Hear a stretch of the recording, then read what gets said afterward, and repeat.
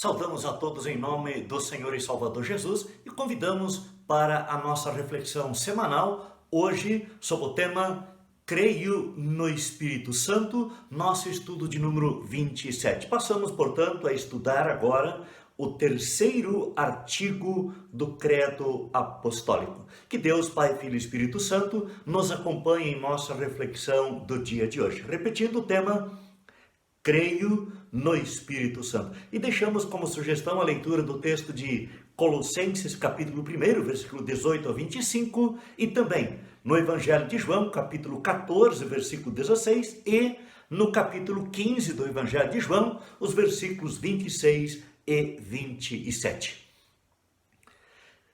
Existe uma realidade espiritual? O Espírito Santo realmente existe? Quem é ele? Qual é a sua importância na vida do cristão? São perguntas que são feitas pelas pessoas. E por isso, então, o convite para hoje refletirmos sobre o tema Creio no Espírito Santo, a primeira afirmação do terceiro artigo. Prezados, sabemos que a limitação e a finitude são características do ser humano pecador, exatamente por causa do pecado. E devido a esta realidade, ou seja, o pecado, o ser humano não consegue entender os mistérios de Deus. E mesmo sendo limitados, os cristãos, nós, portanto, podemos afirmar a respeito da existência e da realidade do Deus triuno. Três pessoas em um só Deus. E numa linguagem bem simples, podemos dizer: Deus Pai está acima e infinitamente além de nós. Já Deus Filho, Jesus Cristo, ele está aqui do nosso lado, o Emanuel, que se fez conosco, ou Deus conosco, como o Salvador. E Deus Espírito Santo, que está em nós, dentro de nós, como o nosso Consolador ou Conselheiro. O Espírito Santo, ele está em nós. Vamos refletir brevemente sobre esta afirmação ou esta verdade. A inteligência humana, ela se debate por vários séculos e várias questões ao longo dos tempos. E uma destas questões é proposta pela epistemologia, ou seja, a filosofia ou a teoria do conhecimento humano. Este ramo da filosofia estuda a origem e a estrutura ou os métodos e a validade do conhecimento humano. Durante séculos, filósofos se debateram com o significado da realidade, aquilo que é real e o que não é real ou então imaginário. Alguns dos filósofos insistiram em que apenas as coisas materiais seriam reais. Outros entenderam que a única realidade é a realidade espiritual.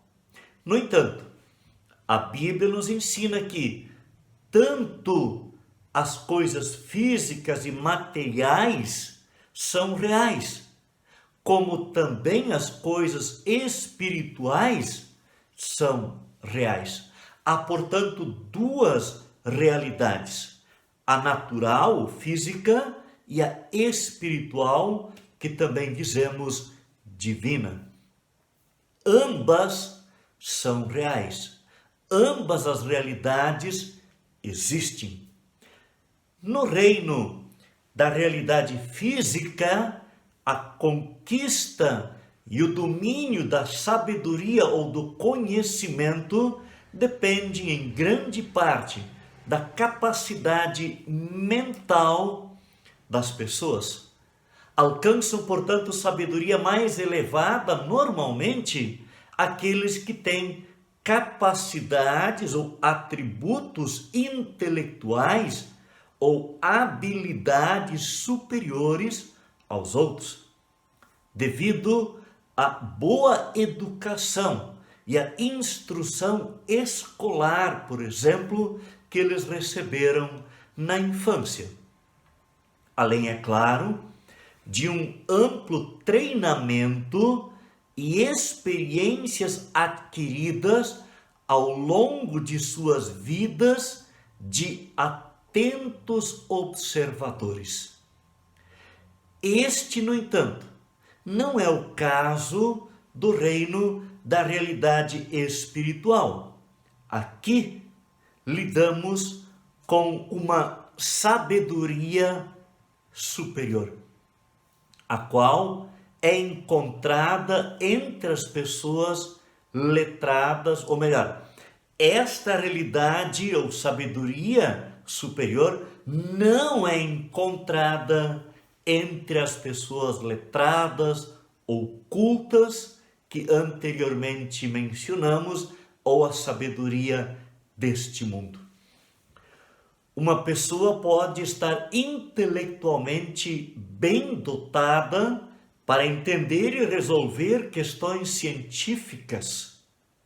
Pode também ser uma autoridade em conhecimentos de políticas históricas, de engenharia da comunicação, especialmente nesses tempos de comunicação nos meios sociais ou nas redes sociais. Mas, ao mesmo tempo, pode ser uma nulidade, é nulo, totalmente ignorante a respeito da sabedoria que não é deste mundo, portanto, a sabedoria que é lá do alto, divina, espiritual. Por isso, uma elevada inteligência e uma boa educação secular, de maneira nenhuma, são impedimentos para que alguém adquira a sabedoria espiritual. Mas não são garantia, nem mesmo condição para obter o conhecimento espiritual. Quando Deus, em sua misericórdia, revelar a sabedoria que é lá do alto, então os sábios deste mundo reconhecerão que anteriormente eram cegos e tolos em questões espirituais, conforme nos ensina Apocalipse 3, versículo 17. E neste ponto, caros amigos e irmãos, é bom abrirmos a Bíblia e ler para dela aprender. E vamos então ler o texto de Colossenses 1, versículo 18 ao 25, onde lemos: Ele, isto é, Jesus, é a cabeça do corpo, a igreja. Ele é o princípio, o primogênito de entre os mortos, para em todas as coisas ter a primazia, porque aprouve a Deus que nele, isto é, em Jesus, residisse toda a plenitude, que havendo feito a paz pelo sangue da sua cruz, por meio dele, reconciliasse consigo mesmo todas as coisas, quer sobre a terra, quer nos céus. E a vós outros também, que outrora eres estranhos e inimigos no entendimento pelas vossas obras malignas, agora, porém, vos reconciliou no corpo da sua carne, mediante a sua morte, para apresentar-vos perante ele, santos, inculpáveis, irrepreensíveis, se é que permaneceis na fé, alicerçados e firmes, não vos deixando afastar da esperança do Evangelho, que ouvistes e que foi pregado a toda criatura debaixo do céu, e do qual eu, Paulo, me tornei ministro. Agora, me regozijo nos meus sofrimentos por vós, e preencho o que resta das aflições de Cristo na minha carne, a favor do seu corpo, que é a igreja, da qual me tornei ministro de acordo com a dispensação da parte de Deus, que me foi confiada a vosso favor, para dar pleno cumprimento à palavra de Deus.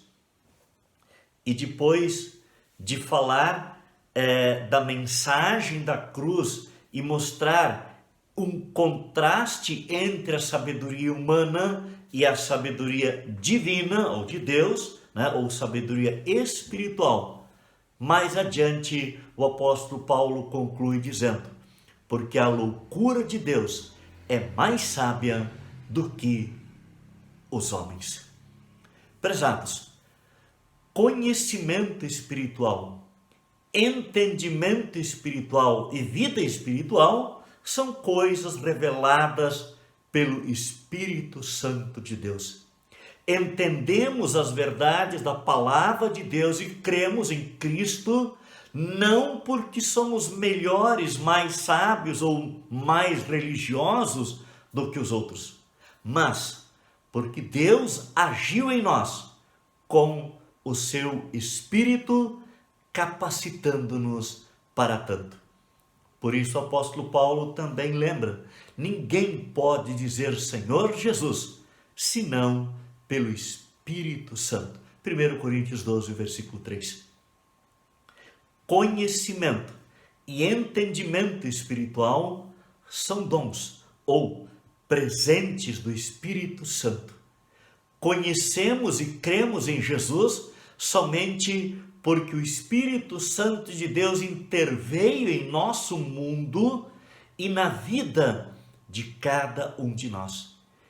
Ele agora mora em nós e é o poder espiritual em nós. Somente assim somos capazes de crer e de compartilhar com as pessoas a nossa fé e a esperança em Cristo Jesus.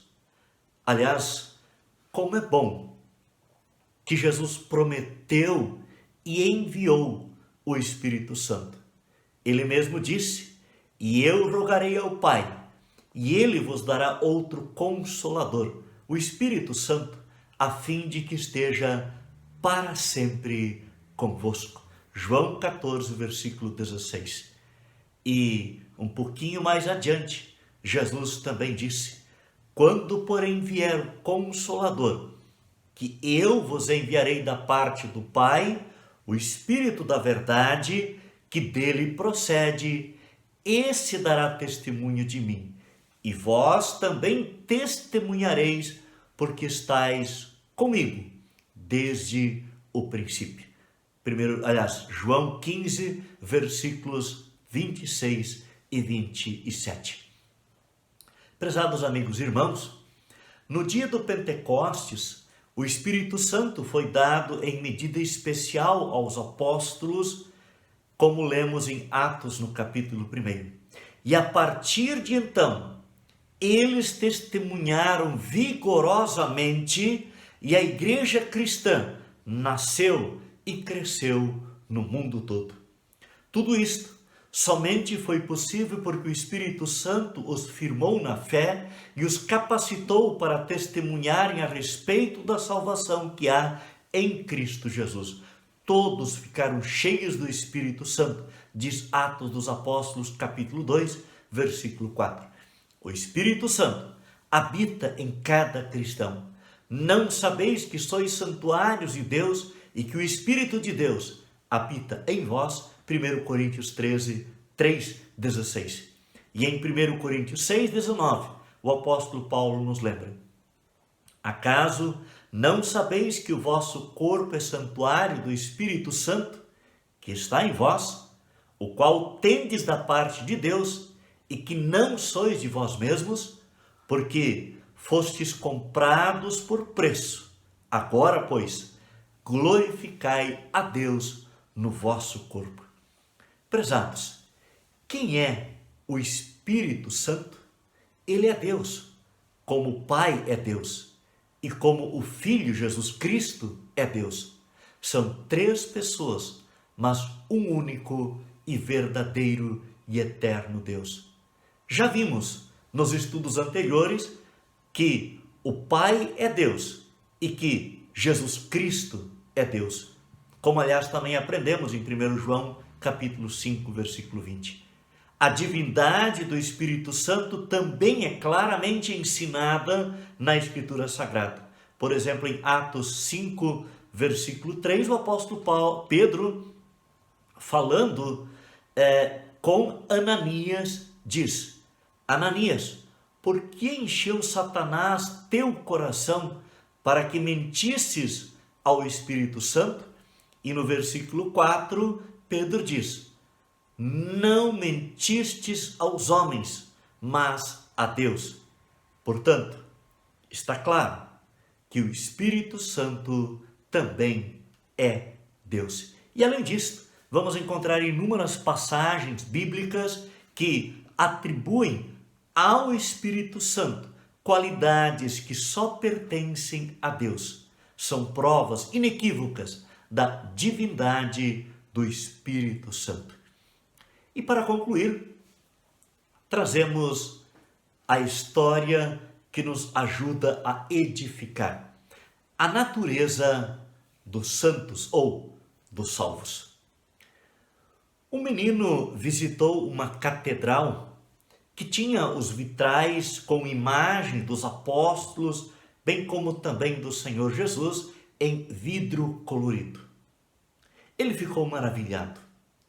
E na escola dominical, no domingo seguinte, ele contou para os seus colegas e para a professora aquilo que ele vira e que era tão bonito.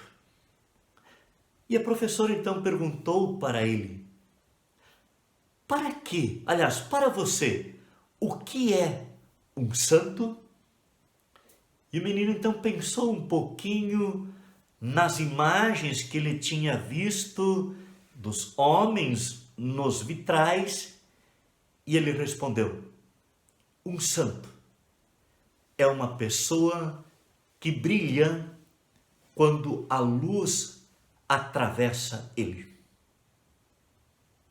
Ou seja, quando o Espírito Santo de Deus está em nós, nós brilhamos mediante a fé em Cristo, e as pessoas veem, não nós, mas o Cristo que vive em nós, pelo poder do Espírito Santo de Deus. Oremos.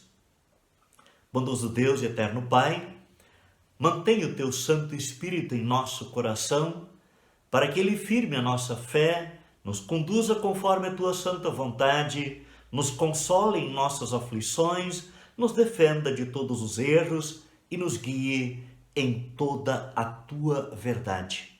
Pai Santo, que o teu Espírito nos capacite a testemunhar com clareza, firmeza e constância a respeito da maravilhosa salvação que providenciaste para todos nós. Oramos em nome de Jesus, o nosso bendito Salvador. Amém. Prezados, convidamos você para o nosso próximo estudo na próxima semana, continuando a nossa reflexão já no terceiro artigo do Credo Apostólico. Fiquem todos com Jesus e até lá.